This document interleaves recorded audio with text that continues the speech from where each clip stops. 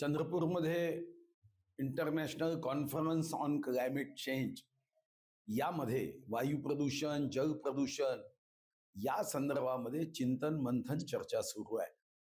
आणि यामध्ये 144 वर्षांनी होणाऱ्या महाकुंभ इथे वर्तमानपत्रांनी छापलेली जी बातमी होती की काही लोकांना कुंभमध्ये स्नान केल्यानंतर स्किन डिसीज झाली आणि त्या माहितीच्या आधारावर मी मत व्यक्त केलं की आपण ज्या ठिकाणी अमृताचा बिंदू आणि म्हणून आपण महाकुंभ करतो, आता आम्हाला पाण्याची क्वालिटी उत्तम ठेवण्याची जबाबदारी ही 84 लक्ष योनीतल्या श्रेष्ठ योनीत जन्म घेतलेल्या मानवाची आहे.